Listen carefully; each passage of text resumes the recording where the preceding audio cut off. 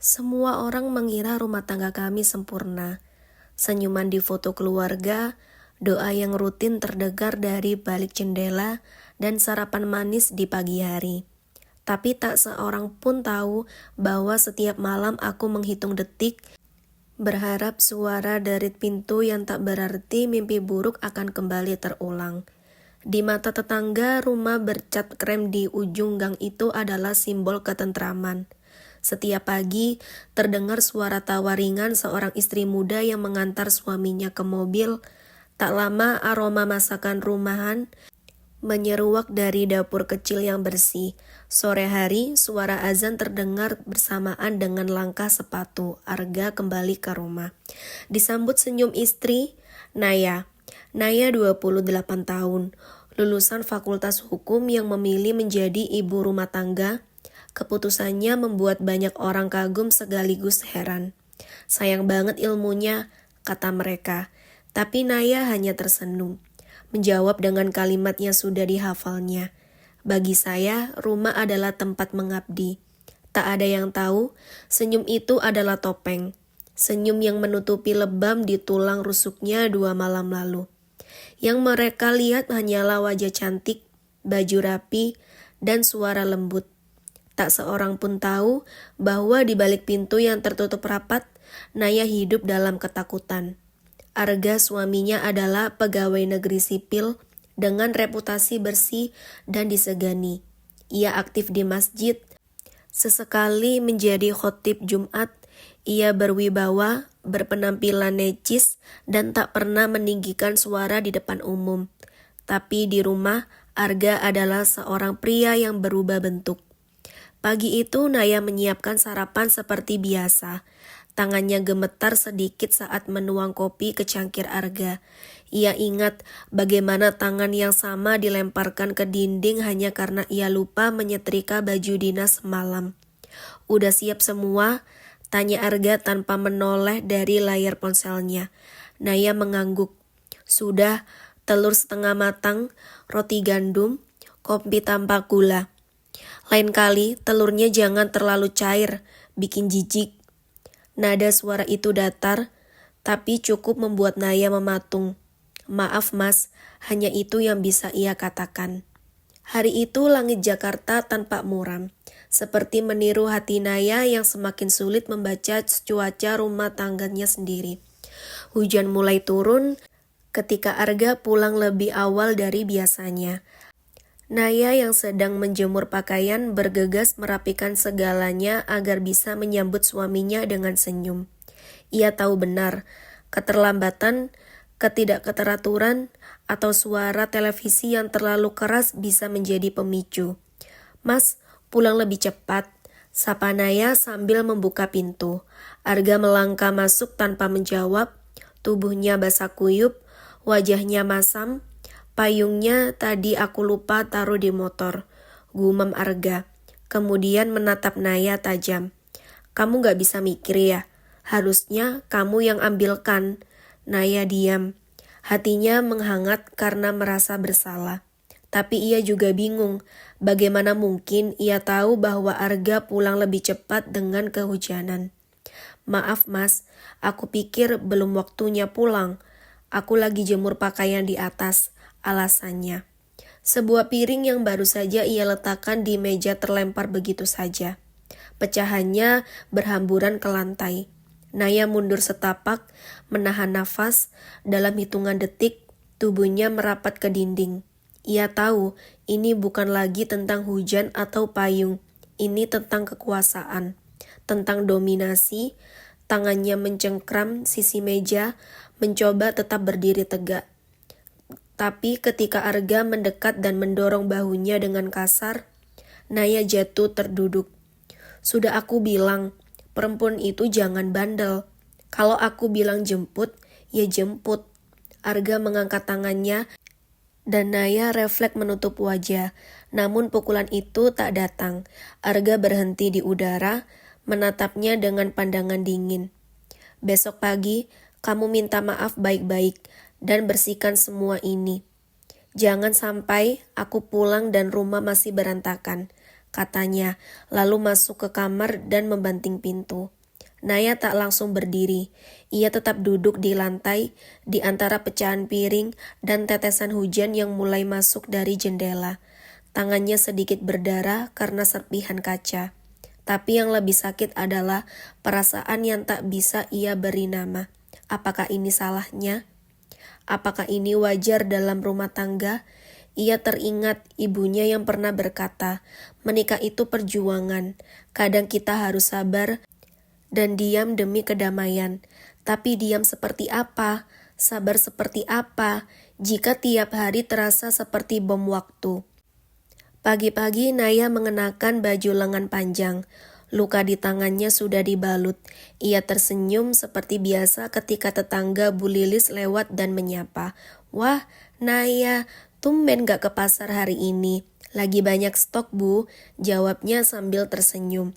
Tak ada yang curiga, bahkan tak seorang pun sadar bahwa malam tadi ia menangis sampai sesak nafas di kamar mandi. Ia mulai mencatat semuanya di buku kecil, sebuah jurnal berwarna hitam yang ia sembunyikan di dalam lemari pakaian. Di sana ia menuliskan tanggal, jam, dan apa yang terjadi.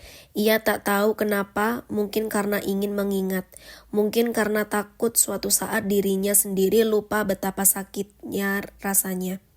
Tanggal 5 Februari, Arga melempar piring, mengancam, mendorong, aku jatuh dan berdarah. Aku tidak membalas, tidak melawan, aku hanya diam. Malam itu setelah seminggu, tenang, badai datang lagi. Arga pulang larut.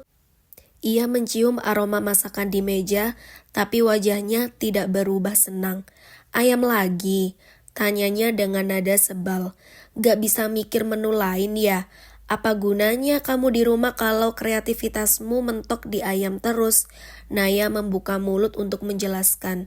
Tapi sebelum sempat berkata, tangan Arga menghantam meja begitu keras, hingga sendok jatuh ke lantai. Kamu pikir aku ini robot? Pulang kerja disambut dengan ayam goreng terus. Naya merapatkan jari-jarinya. Aku bisa masak yang lain. Aku cuma pikir kamu suka ayam goreng. Dengar ya, jangan pikir pakai kepala sendiri, tanya aku. Lalu itu terjadi, tamparan pertama, cepat, keras, dan tak terduga. Dunia berputar sejenak, telinganya berdenging, ia memejamkan mata, dan di sana di dalam gelapnya kelopak mata tertutup. Ia melihat dirinya sendiri menangis, tak ada suara yang keluar. Di dalam kamar mandi, air mengalir dari pancuran. Namun rasa dingin tak bisa menghapus nafas di pipi kirinya. Ia menatap bayangannya di cermin, ada merah yang samar, membentuk siluet kekuasaan. Tapi yang lebih tajam dari luka fisik adalah luka dalam pikirannya. Ia duduk di lantai kamar mandi. Punggung bersandar pada dinding dingin, tangannya mencari-cari buku catatan itu lagi. Ia menulis, tanggal 13 Februari, tampar karena salah menu. Wajah kiri memar, aku takut, tapi aku juga bingung. Apakah aku istri yang gagal, atau ini bukan salahku? Hari Minggu, matahari bersinar terik, langit bersih, seolah semesta ingin menghibur bumi yang sedang terluka. Di halaman kecil rumahnya, Naya menyapu dedaunan kering sambil sesekali tersenyum kepada anak-anak tetangga yang berlari-lari kecil. Dari luar, ia tampak seperti istri sempurna, bersih, ramah, dan sabar. Pagi itu, Bu RW datang berkunjung. Mereka sedang mengadakan persiapan acara arisan bulanan. Naya, kamu tetap jadi bendahara ya. Ibu-ibu semua senang kamu yang pegang uang, rapi dan jujur, puji Bu RW sambil menyeruput teh buatannya Naya. Naya tersenyum lebar, tapi di balik lengan bajunya luka yang baru saja menghitam tertutup rapi oleh kain. Luka di pipi sudah disamarkan dengan bedak padat, ia sudah terbiasa menyembunyikan rasa sakit. Alhamdulillah Bu, saya jalani saja, senang bisa membantu, jawab lembut, padahal malam sebelumnya ia tidur di lantai karena Arga mengusirnya dari tempat tidur hanya karena Naya salah meletakkan dokumen kantor. Salah satu ironi kehidupan Naya adalah bahwa ia hidup dua kehidupan dalam satu tubuh. Pagi dan siang ia adalah Naya yang disayangi semua orang. Malam dan dini hari ia berubah menjadi Naya yang belajar bernafas dalam hidup. Ia mulai paham bahwa bukan hanya luka fisik yang menyakitkan, tapi juga kekosongan emosional yang ditinggalkan setelahnya. Ada kalanya Arga berubah manis, membawakan bunga, memeluk dari belakang, mengajak makan malam ke restoran kecil tempat mereka dulu pacaran. Maaf ya sayang, aku lagi stres kerja, aku gak sengaja, aku cinta kamu kok. Dan Naya seperti korban yang mulai kehilangan pijakan realita. Percaya, lagi dan lagi. Dia baik kok, kadang cuma khilaf, bisiknya suatu malam sambil menulis lagi di buku hitamnya. Tanggal 21 Februari, hari ini dia peluk aku, bilang sayang, tapi kenapa aku masih takut kalau dia buka pintu kamar dengan cepat? Kenapa aku berdoa supaya dia lembur? Pertemuan yang tak terduga. Pada suatu siang yang tak direncanakan, Naya pergi ke minimarket. Ia jarang keluar sendiri sekarang, tapi butuh membeli sabun dan pembalut. Di sana ia berpapasan dengan seseorang dari masa lalunya. Naya? Naya Fitri. Suara itu membuatnya menoleh cepat.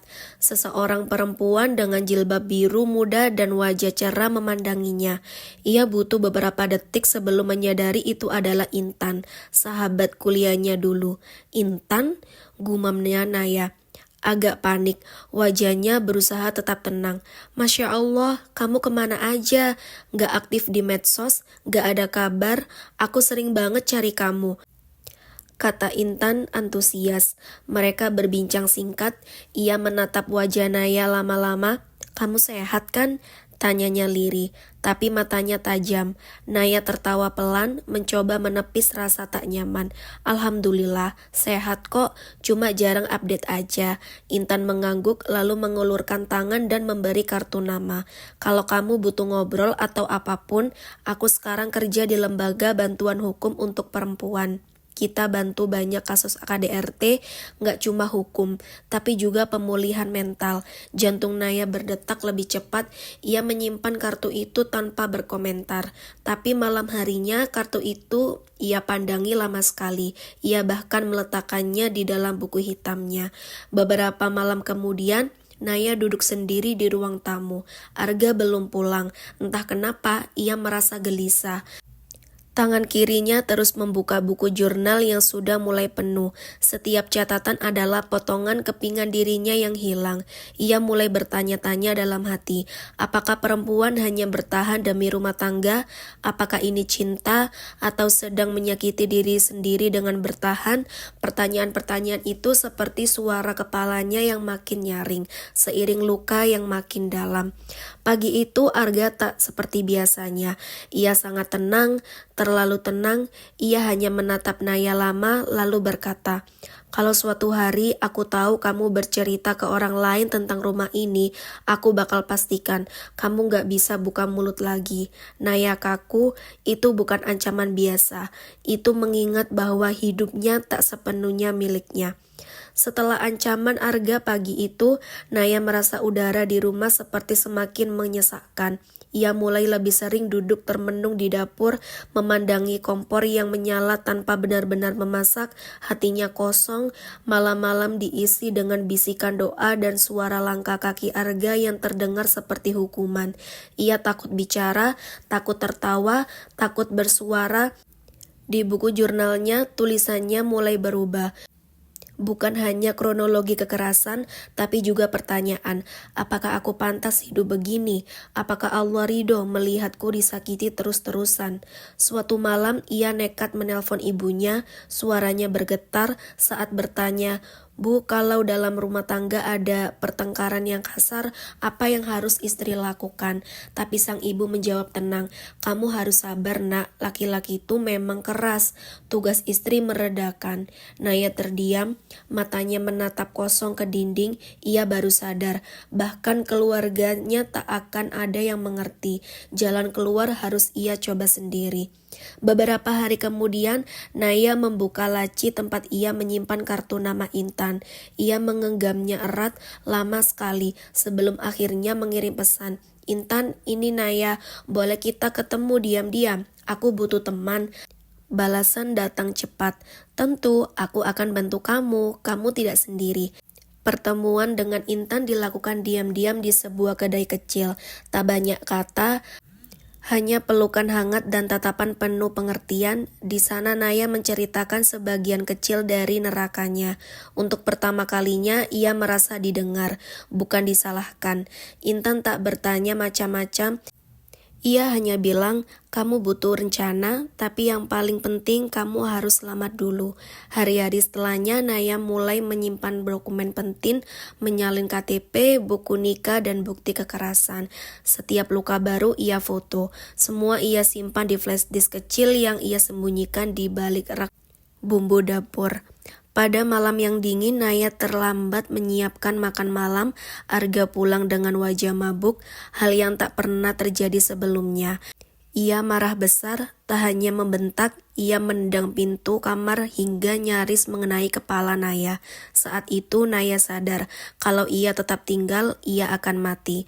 Keesokan paginya ia kabur tanpa banyak barang, hanya membawa tas kecil, flash disk, dan ponsel.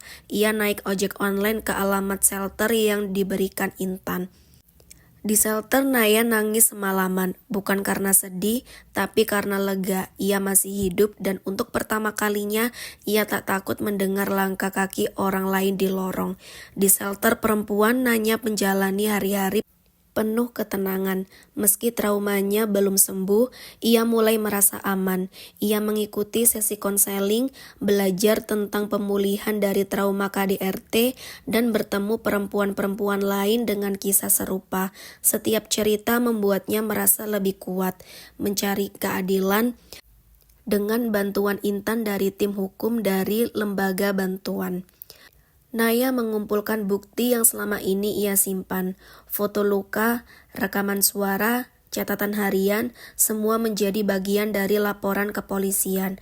Arga dilaporkan atas kekerasan dalam rumah tangga. Awalnya ia mengelak, membalikkan cerita, bahkan mencoba menyuap petugas. Namun bukti yang Naya bawa terlalu kuat. Keluarga Arga menuduh Naya mempermalukan mereka. Beberapa saudara bahkan menyuruhnya menyelesaikan secara kekeluargaan. Namun kali ini Naya tak goyah. Kalau saya diam, bukan hanya saya yang akan jadi korban, tapi mungkin perempuan lain setelah saya, ucapnya dalam salah satu sesi media yang diadakan oleh lembaga bantuan. Untuk pertama kalinya Naya tak merasa lemah saat menyebut namanya. Aku Naya, aku penyintas kekerasan rumah tangga dan aku tidak malu. Beberapa bulan setelah pelaporan, persidangan pun dimulai. Arga datang dengan pengacara mahal dan sikap penuh arogansi. Ia yakin nama baiknya akan melindunginya. Tapi Naya datang dengan bukti, saksi, dan keberanian. Di ruang sidang ia berdiri menggenggam mikrofon dengan tangan yang sedikit gemetar, tapi suara yang mantap. Saya bukan perempuan lemah, saya perempuan yang dikhianati oleh orang yang seharusnya melindungi. Satu persatu bukti dipaparkan, catatan luka, foto-foto, rekaman audio, makian, hingga laporan medis. Akhirnya hakim memutuskan Arga bersalah. Ia dijatuhi hukuman penjara dan dilarang mendekati Naya. Setelah sidang, Naya melangkah keluar dari gedung pengadilan. Udara sore itu terasa berbeda. Tak ada lagi kekuatan yang menyempitkan dada. Ia bebas. Beberapa bulan kemudian, Naya pergi ke kota baru. Ia memulai bekerja sebagai staf di lembaga yang dulu menolongnya. Ia kini membantu perempuan lain yang mengalami KDRT. Setiap kali ia melihat wajah-wajah penuh luka dan harapan itu, ia tahu hidupnya punya makna.